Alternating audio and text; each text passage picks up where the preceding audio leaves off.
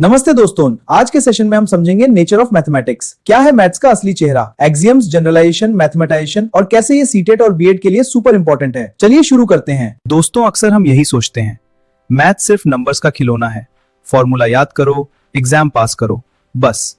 लेकिन क्या सच में मैथ्स इतना बोरिंग है? बिल्कुल नहीं। आज हम मैथ्स की रियल नेचर समझेंगे। एक ऐसी दुनिया जो एक्सियम से शुरू होती है और इमेजिनेशन तक जाती है। चलिए अंदर चलें। मैथ्स में कुछ भी करने से पहले कुछ बेसिक सच्चाइयां होती हैं, इन्हें मानना ही पड़ता है। इनको कहते हैं एक्सियम्स। जैसे घर बनाने से पहले एक स्ट्रॉन्ग फाउंडेशन चाहिए, वरना घर गिर जाएगा, वैसे ही मैथ्स में भी एक स्ट्रॉन्ग बेस होता है और उसी को हम कहते हैं axioms. Axioms provide the foundation for all of mathematics. Just like how 2 plus 3 equals 5 is built on basic rules. यही मैथ्स की सच्ची नींव है। जनरलाइजेशन मतलब पैटर्न को पहचाना और उसे आगे अप्लाई करना। अगर 2, 4, 6 इवन नंबर्स हैं, तो क्या 102 भी इवन नंबर होगा? यस, 102 भी इवन नंबर है। मतलब आपने पैटर्न को आगे अप्लाई कर दिया। और यही जनरलाइजेशन है, एक पैटर्न से इनफाइनाइट पॉसिबिलिटीज तक पहुंच जाना। अब इसी मैथ्स को हम रियल लाइफ में यूज करते हैं। मान लो आप बोलते हो, मुझे आधा सेब चाहिए। It means we divided one apple into 2 equal parts, और इसी को कहते हैं मैथमेटाइजेशन। मैथ्स में लॉजिक के दो रास्ते हैं, इंडक्टिव और डिडक्टिव। दोनों अलग हैं। चलिए समझते हैं बिल्कुल इजी तरीके से। इंडक्टिव लॉजिक में हम छोटी छोटी चीजों से शुरू करते हैं, उन्हें ध्यान से देखते हैं और फिर उनसे एक बड़ा आइडिया बना लेते हैं। Now imagine a child is eating apples. He takes a bite from one apple and it tastes sweet. So he picks another one. Now he starts thinking, maybe all apples are sweet.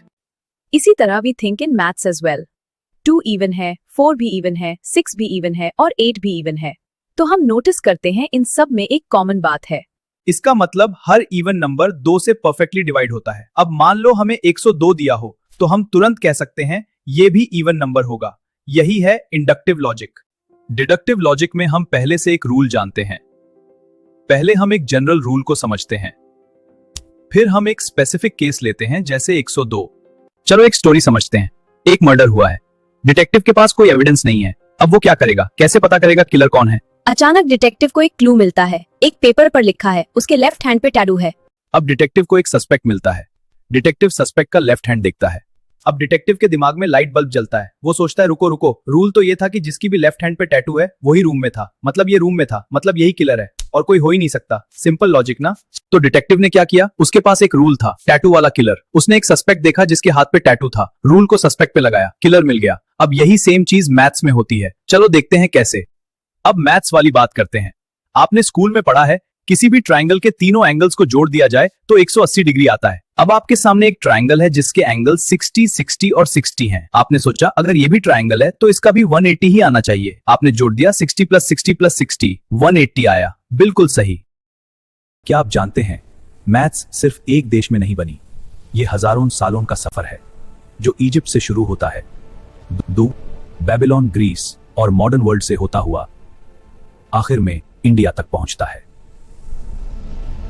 Egyptians ने geometry develop की क्योंकि हर साल Nile river में flood आती थी और जमीन दोबारा मेजर करनी पड़ती थी।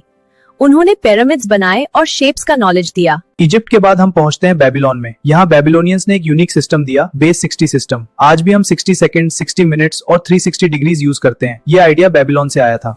बेबीलोन के बाद हम पहुंचते हैं ग्रीस में, जहां ग्रीक्स ने थ्योरम्स और प्रूफ्स दिए। पैथागोरस, यूक्लिड, उनका ज्योमेट्री आज भी पढ़ाया जाता है। उन्होंने मैथ्स को स्ट्रक्चर्ड बना दिया। और सबसे इंपॉर्टेंट, इंडिया ने दुनिया को जीरो दिया। आर्यभट्ट और ब्रह्मगुप्ता ने शून्य का कॉन्सेप्ट डेवलप किया। जीरो के बिना आज का मैथ्स अधूरा है। यही है इंडिया का गिफ्ट टू मैथमेटिक्स। और डेसिमल सिस्टम भी इंडिया से आया। 1, 10, 100, 1000। आज पूरा दुनिया यही यूज करता है। ये सब हमारी कंट्री इंडिया ने दिया। आज मैथ्स ग्लोबल है। इजिप्शियंस का ज्योमेट्री, बेबीलोनियंस का टाइम, ग्रीक्स का प्रो, इंडिया का जीरो और डेसिमल, सब मिलकर आज का मैथ्स बना है। और अब सवाल ये है, टीचर बच्चों को ये कैसे समझाए कि मैथ्स सिर्फ वेस्टर्न नहीं है, इंडिया ने जीरो दिया। ये बताना टीचर का काम है। इससे बच्चों को प्राइड फील होता है। बहुत लोग सोचते हैं मैथ्स एक फिक्स सब्जेक्ट है, लेकिन सच ये है मैथ्स टाइम के साथ डेवलप होती है। लोग नए आइडियाज ऐड करते रहते हैं, इसलिए मैथ्स एक लिविंग सब्जेक्ट है जो ह्यूमन क्रिएशन है। और इसका सबसे सिंपल एग्जांपल है नंबर्स। शुरू में लोग उंगलियों से गिनते थे, फिर आए टैली मार्क्स और फिर रोमन न्यूमरल्स। और आज के मॉडर्न नंबर्स, मतलब नंबर्स भी टाइम के साथ बदले हैं। इसी तरह मैथ्स भी इवॉल्व होती रही है। जीरो का कॉन्सेप्ट भी हजारों सालों में बना। पहले कुछ नहीं था, फिर इंडिया ने शून्य दिया। आज जीरो के बिना कंप्यूटर, अलजेब्रा कुछ भी पॉसिबल नहीं। ये ह्यूमन क्रिएशन है। सोचो, एक बार्बर का रूल हो, वो सिर्फ उन लोगों के बाल काटता है जो खुद नहीं काट सकते, तो क्या वो अपने बाल खुद काटेगा? जब कोई रूल खुद पर ही अप्लाई होता है तो कॉन्ट्राडिक्शन क्रिएट हो सकता है। इसी प्रॉब्लम को रसल पैराडॉक्स कहते हैं।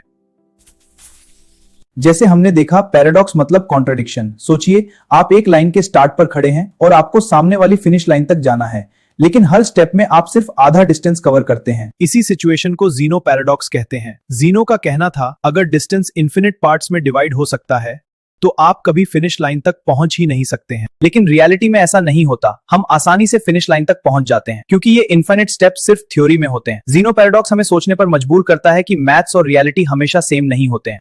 इन पैराडॉक्सेस ने मैथमेटिशियंस को सोचने पर मजबूर किया, क्या मैथ्स को और स्ट्रॉन्ग बनाया जा सकता है?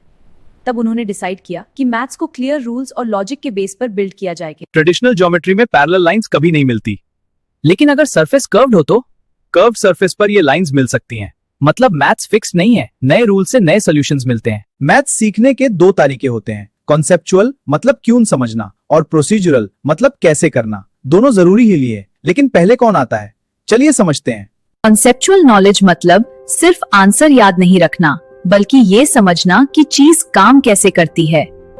जैसे मल्टीप्लिकेशन का मतलब होता है रिपीटेड एडिशन। 2 + 2 + 2 + 2 टोटल 8 होता है, मतलब 2 को हम 4 बार ऐड कर रहे हैं। कंसेप्चुअल नॉलेज का मतलब होता है वाई समझना। जैसे आधा सेब क्यों 1/2 होता है। अब बात करते हैं प्रोसीजरल नॉलेज की। प्रोसीजरल नॉलेज का मतलब होता है कैसे करते हैं, यानी स्टेप्स फॉलोकेशन करना। Step by step algorithm follow करते हैं, चाहे हमें रीजन ना पता हो पर प्रोसेस पता होता है। प्रोसीजरल नॉलेज का मतलब होता है किसी काम को स्टेप बाय स्टेप कैसे किया जाता है। यहाँ फोकस वाई पर नहीं होता, बल्कि कैसे करना है इस पर होता है।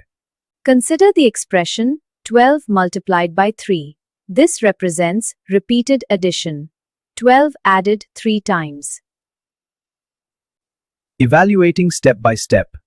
12 + 12 gives 24. 24 + 12 gives 36. Hence, the result is 36. In this approach, focus होता है underlying idea को समझने पर, यानी concept के पीछे का logic और रीजन क्लियर होना चाहिए। मैथमेटिक्स सिखाने में पहले कॉन्सेप्चुअल आना चाहिए। सीधे प्रोसीजरल जाने से कंफ्यूजन होता है। पहले क्यों, फिर कैसे।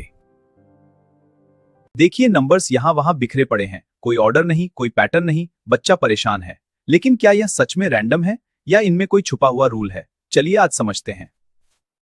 तो सबसे पहले काम है पैटर्न ढूंढना। ध्यान से देखिए, 2 फिर 4 फिर 6 फिर 8 फिर 10, ये सब क्या है? बिल्कुल इवन नंबर्स। एक सिंपल पैटर्न दिख गया। अब आगे बढ़ते हैं। ये पैटर्न सिर्फ नंबर्स में नहीं, रोज की जिंदगी में भी होते हैं। जरा सोचिए, एक छोटा बच्चा है, उसके सामने 3 प्लेट हैं, हर प्लेट में 2 बिस्कुट्स रखे हैं। वो देखता है 2 फिर 2 फिर 2। अचानक उसे समझ आता है, ये तो एक जैसा सीक्वेंस है। 2 + 2 + 2 मतलब 3 बार 2। इसी सीक्वेंस को कहते हैं मैथमेटिकल जनरलाइजेशन। तो आज हमने सबसे पहले समझा एक्सियम्स क्या होते हैं, मैथ्स की फाउंडेशन। फिर समझा इंडक्टिव और डिडक्टिव लॉजिक। इंडक्टिव में पैटर्न से रूल, डिडक्टिव में रूल से पैटर्न। ये दोनों मैथ्स की जान है। उसके बाद हमने देखा मैथमेटिकल जनरलाइजेशन। पैटर्न देखो, हाइपोथेसिस बनाओ, वेरीफाई करो। यह भी समझा कि मैथ्स कल्चर से भी जुड़ी है, इजिप्ट, इंडिया, बेबीलोन, ग्रीस का योगदान। और आखिर में समझा कंसेप्चुअल वर्सेस प्रोसीजरल नॉलेज। पहले क्यों, फिर कैसे। और टीचर का भी रोल समझा कि कैसे वह बच्चों में मैथ्स के प्रति पॉजिटिव माइंडसेट बनाते हैं।